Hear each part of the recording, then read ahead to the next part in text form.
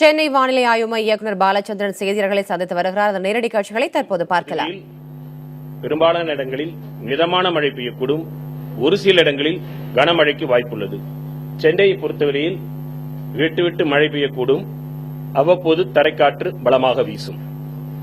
இதுவரை பதிவான விவரங்களை அடிப்படை பார்க்கின்ற பொழுது வேதாரண்யத்தில் 5 சென்டிமீட்டர் மழையும், தலைஞாயிறில் 4 சென்டிமீட்டர் மழையும் பதிவாகியுள்ளது. ஆழ்ந்த காற்றழுத்த ஒரு ஸ்டெப் அதாவது சைக்ளோன் ஒரு ஸ்டெப் கீழே காற்றழுத்த தாழ்வு பகுதி, வலுவான காற்றழுத்த தாழ்வு பகுதி, காற்றழுத்த தாழ்வு மண்டலம், வலுவான காற்றழுத்த தாழ்வு மண்டலம், புயல்.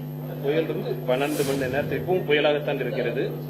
புயலிலிருந்து ஆழ்ந்த காற்றழுத்த தாழ்வு மண்டலமாக மாறக்கூடும். அடுத்த 12 மணி நேரத்தில் மாறி வென்றுகிறது. ஆமா தற்பொழுது இருக்கின்ற நிலையில் பார்க்கின்ற பொழுது அது ஆழ்ந்த காற்றழுத்த தாழ்வு மண்டலமாக தான் அடுத்த மதியானம் 3 மணிக்கு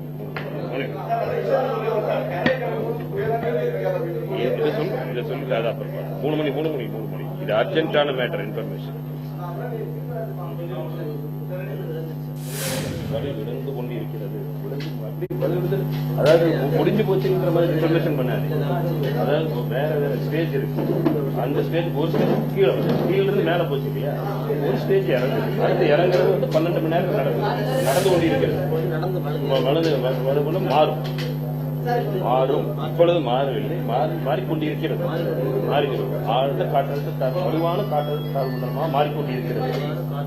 மண்டலமாக மாறிக்கொண்டிருக்கிறது. அடுத்து 12 மணி நேரத்தில் மாறக்கூடும். மாறி ஓகே, குயிக்கா சொல்லுமா.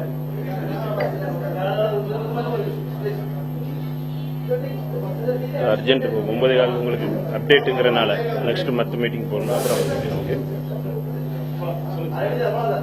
தென்மேற்கு வங்கக்கடல் பகுதியில் நிலை கொண்டிருந்த நடா புயல் கடந்த 6 மணி நேரத்தில் மணிக்கு சுமார் 28 கிலோமீட்டர் வேகத்தில் நகர்ந்து தற்பொழுது புதுவைக்கு தென்கிழக்கே சுமார் 270 கிலோமீட்டர் தூரத்தில் தென்மேற்கு வங்கக்கடல் பகுதியில் நிலை கொண்டுள்ளது. இந்த புயலின் மேலடுக்கிற்கும் கீழடுக்கிற்கும் இடையேயான காற்றின் வேறுபாடு அதிகமாக இருக்கின்ற காரணத்தினால் தற்பொழுது அடுத்து வரும் 12 மணி நேரத்தில் வலுவிழந்து ஆழ்ந்த காற்றழுத்த தாழ்வு மண்டலமாக மாறக்கூடும். மேலும் மேற்கு வடமேற்கு திசையில் நகர்ந்து நாளை அதிகாலை வேதாரண்யம் மற்றும் கடலூருக்கு இடையே கரையை கடக்கும் என்று எதிர்பார்க்கப்படுகிறது.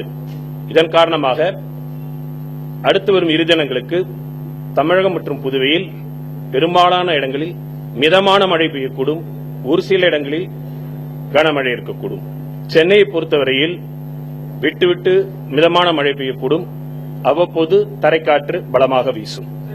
தற்பொழுது பதிவான விவரங்கள் அடிப்படையில் வேதாரண்யத்தில் 5 சென்டிமீட்டர் மழையும், தலைஞாயிறில் 4 சென்டிமீட்டர் மழையும் பதிவாகியுள்ளது. மீனவர்கள் கடலுக்குள் மீன்பிடிக்க செல்ல வேண்டாம் என்று கேட்டுக் கொள்ளப்படுகிறார்கள். 270